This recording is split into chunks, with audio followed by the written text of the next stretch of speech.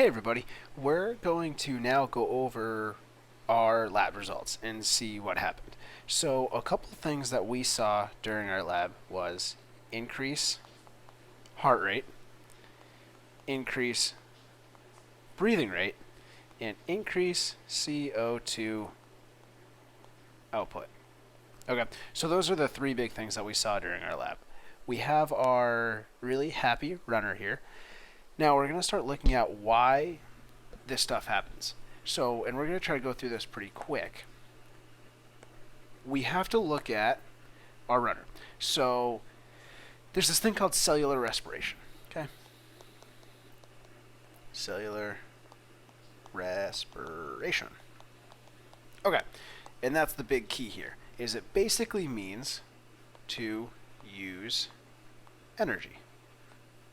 That's what cellular respiration is. It's using the energy in our body to move our body, and we're going to see how that happens. There's two things that are brought in for cellular respiration. So for cellular respiration to happen, we need two things in our body. One of those things is oxygen, and so we have oxygen. How do we get oxygen? Well, that's easy. We breathe it. So we breathe it into our lungs. The second thing we need are carbohydrates. Or there's going to be a certain one we're going to talk about right now. It's called glucose. Glucose is a carbohydrate. It's a sugar. Okay, the fancy elemental molecular makeup of glucose is C6H12O6. Now, if you remember from our Amoeba Sisters video, Cho, Chan, basically carbon, hydrogen, and oxygen are the things that make up energy in our bodies. So, glucose or sugar is one of those things. And once again, we take in glucose by eating. So, not really during a race or anything like that, but that's what we have in our bodies. We use that sugar, we use those carbohydrates from the pasta we ate the night before. So those are the two things we take in. So that's why when we start to work out, we breathe more. It's because we need the oxygen. Now, what do we get rid of? Well, there's two things we get rid of. One of the things is pretty much the opposite of oxygen. We breathe out carbon dioxide. Now, the reason for that is our muscles, when they move and flex and contract and sprint and run and jump and whatever, they're using this glucose and this oxygen to move, to use this thing, and we're going to talk about in a sec, called ATP. Well, when those muscle fibers, when everything moves, waste products are produced, and carbon dioxide is one of them.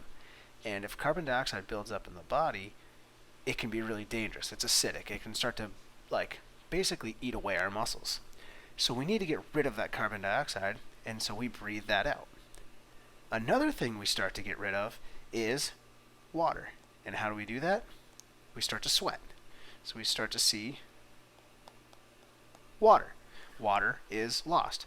So we have our two outputs are carbon dioxide and water. One of the other things that's all super important here is this thing called ATP, adenosine triphosphate. Just know it as ATP. ATP is usable energy.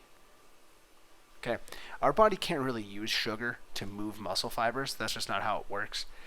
ATP actually goes into the muscle fibers and gets used, and that's what physically moves the muscle fibers so we can run, jump, or whatever.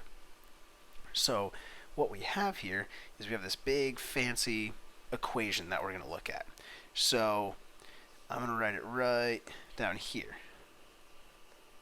So what we have is the inputs. We have our glucose, C6H12, H12O6. We combine that with oxygen, and what comes out of this is water and carbon dioxide. Okay, and once again, it's all because of ATP. Is we have this stuff that makes our body move. That's the energy our body moves. So now we're starting to figure out. So I'm back up here now. Now we're starting to realize why all this stuff happens. So if I look up here, my heart rate increases because I need to remove that carbon dioxide from my muscles, and I need to bring oxygen there. So the more my muscles move, the more waste there is. Well, I gotta transport more blood. So I need to move my blood faster. I need to increase my heart rate. So we're increasing our heart rate for transportation. I'm just gonna write transport. Yep, that's what it does. Now our breathing rate increases because we need to get oxygen and get rid of CO2.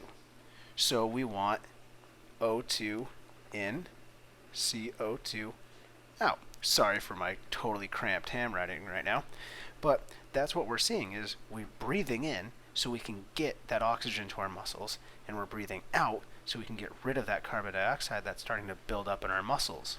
Okay, and that explains why our CO2 output is increasing, because we're getting rid of all that nasty CO2 in our muscles. So I know this was kind of a crash course, but we're looking at how cellular respiration works. Long story short, we use sugar and oxygen to produce ATP, or usable energy, and we have two waste products: water, sweat, CO2, our breath. So those are the big things with cellular respiration.